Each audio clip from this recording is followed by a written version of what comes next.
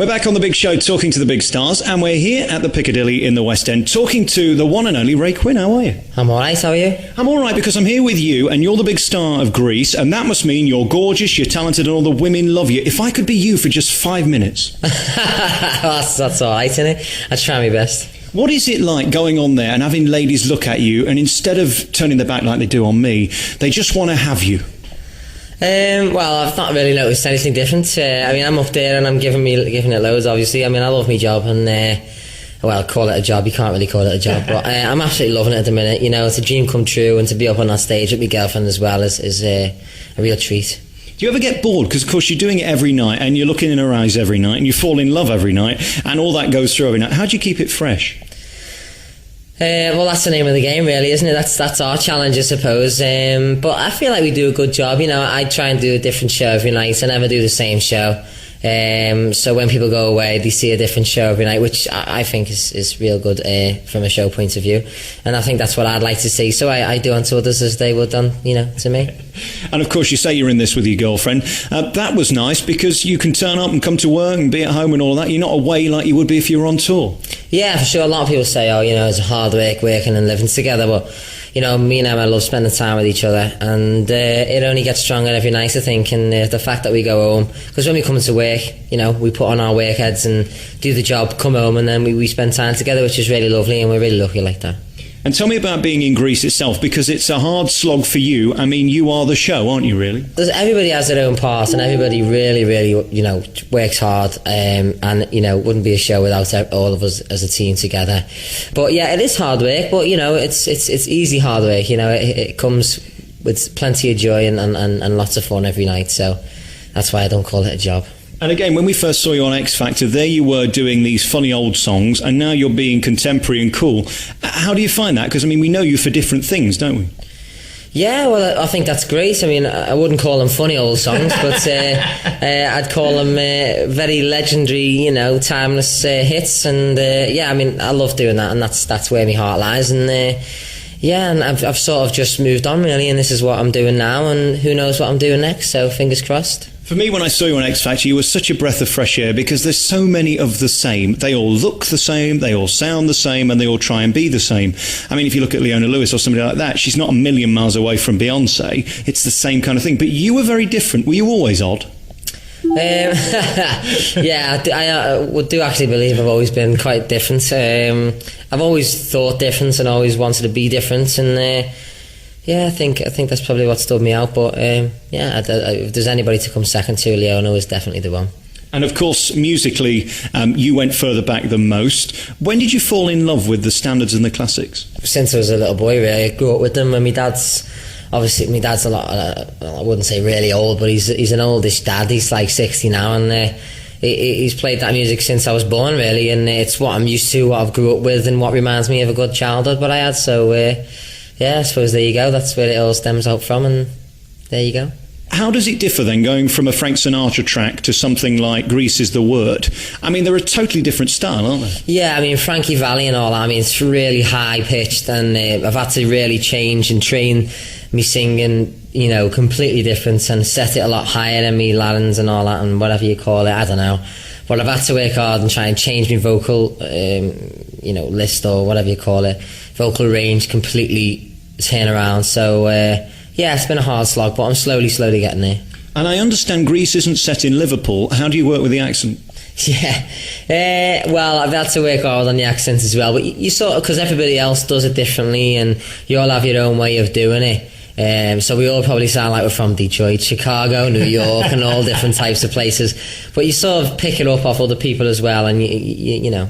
And I think with working on Dancing on Ice, there was a few Americans and Canadians who worked on the show, and you sort of hear little twangs and you think, oh, I'll use that in future. So yeah. You've had great success on ITV. You did X Factor and you did very well, and then you decide to go on ice and do it all again and win, and everybody falls in love with you. I wasn't surprised, having read your CV, because you've won everything when it comes to dancing. Yeah. Well, I've done well, and I've come a long way. It's been really hard work, but I've enjoyed every every single minute of it. And Dancing on Ice was a real challenge for me, but something I wanted to put myself through. And I thought, oh God, I'm not doing it again. I my competitions and judging and all that. But we got there in the end, and I ended up winning the thing, which is for me is a real honour. Stop being modest. Let's list some of the things you've won in terms of dancing, because you are world champion for this and British champion for that. Go ahead. Yeah, well, I was second. Well, under 12s I was Latin. I was joint second in the world, and then I was number 1 in Britain under 12s in ballroom and Latin. And then as I grew up, I got worse. Didn't really get any further than that. I really enjoyed it. You know, I've done ballroom and Latin dancing since I was like 8, and I've done other different types of dancing and singing and acting since I was 3. So it's sort of been my life. I don't really know anything else, and the fact that I'm growing up now and it's become my job and I'm getting paid for it, I'm loving every minute. You know. When you're on something like Dancing on Ice and you're the big star and, of course, end up winning it, and then you're on X Factor and you get right to the end, is there ever a moment where you wonder, God, what if this all ends? Because, of course, that artifice of being the most popular can't stay forever. You're still here and you're still contemporary. It must be a big sigh of relief, really. Yeah, it is. And it just shows, like, you know, if you believe in yourself and if you've got a dream, keep following it. Don't ever give up on it, because, you know, if you really believe in something so much and you believe that you're going to get there, I always think, you know, fate will bring you along and take you there. And my family are big believer in fate, and whatever's meant for you won't pass you by, and I've always thought that. So if you just keep your head up high and look to the future and don't live in the past and keep going, I think that's really helped me. So that's how I've got this far. But yeah, you are totally right. You know, it can all end tomorrow, but you just got to stay strong and hope for the best. Is it odd just walking out of a theatre and you're the star that's on all the posters, and you go on the underground and there's your face on the posters there and you're everywhere? How does that feel? It feels like it literally breaks my heart, like in a good way. It's just melts my heart, actually. I walk out there and I feel so proud that I've got here. I mean, I've always wanted to play Danny anyway. It's always been a dream of mine, and the fact that my big face is stuck on the side of the theatre next to my girlfriend Emma, I mean, it couldn't get any more dream-like than that. And every night I'm pinching myself, and I absolutely love my job. I absolutely love it, and you know, it couldn't get any better than this. And the dancing in this must be a walk in the park, because compared to what you've done previously, this isn't complicated, is it? Well, it's not slippy, that's for sure. I haven't got a pair of blades underneath my feet that I have to cope with, but it's pretty challenging, actually. There's a few difficult lifts in there, you know, some surprising dance moves. So yeah, I think that's really good. I enjoyed the job. I imagine it must be tricky being in a musical that's so damn popular that everybody knows every word, because if you cock up, they're going to know about it, aren't they? They certainly are, yeah, and I've done it a few times. But I've actually not even sang at some point, and the lady Loretto, our sound the person come up to me, hey, Ray, did you sing that? Or I was like, no, I didn't sing. She went, are you sure? Because I went, no, yeah, literally, I forgot my line. She was like, oh, well, I thought it was something to do with the sound. I was like, no, see, I made you think that, you see. But no, it was me, I forgot my line.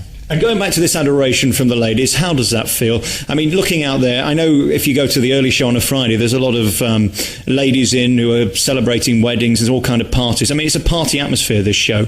Well, the whole show itself, I mean, from beginning to end, it literally doesn't stop, and you literally find yourself looking back and forth and you're trying to keep up, you know. And then by the end, it literally kicks off, and it's a huge party, and everyone's clapping and cheering, everybody's up on the feet, and it does get the audience going, and to get that feedback is really good. And we've had a couple of standing ovations, which for us, that is just a real big treat, you know.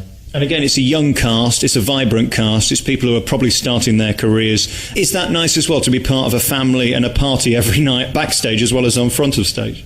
There's so many different characters in the show that you can really go on and have fun with, and I think as long as you're having fun on stage, the audience always have fun anyway, and it just adds to the old party scene and fun elements of it. You've booked the train because you've had sell-out tours, you've had top-selling albums, and now you're in a West End show, which is a huge mega hit. It must be nice to be you right now, because it means you must have had something. You weren't one of those freak shows that just got through on luck. Yeah, I do believe it is a lot of luck, and it was a lot of fate, and things did turn out the way they are, but I do believe everyone's got a path in life to take, and that was my path, you know, and I sort of grabbed hold of it with two hands and held on very, very tightly, and here I am today in the middle of the West End, living my dream. So yeah, Let's have it, eh? And let's stay in the moment. Let's not go too far ahead. But is there anything else to do now? I mean, I can't imagine you wanting to do anything else because you're here, you're with your girlfriend. Why ruin this? Well, this ends in I leave in October. The October, I can't remember what date, but the whole Greece thing is going on to sell until January 2010, which is exciting. And hopefully next year, when I finish here, I'm going to Panto in Birmingham. In the Hippodrome with Joe Pasquale, which should be fun, and then we move on to next year, and God knows what's in store for me, but I'm sure he's got something rustled up. There's plenty of stuff that I know with my management and all that is all up in the air, yet to be decided, so watch this space. Congratulations on being you. If I could just be you for just 20 minutes, it would be amazing. Look at this face. This is a life of torture and abuse, and you're there getting all the ladies every night. It's not fair, is it? Well, I wouldn't. You don't look like that type of person. Thank you very much. Ray Quinn's the big star here at Greece, which is on at the Piccadilly, and you can get his albums still on Amazon and all things like that. And I'm sure next year you'll be back doing big things musically, as well as appearing in Panto in Birmingham. Busy old time, lots of money to be made, eh? Yeah, another day, another dollar, as it were. No credit crunch for Ray Quinn, that's what I say. Oh, we're all feeling it, mate, trust me.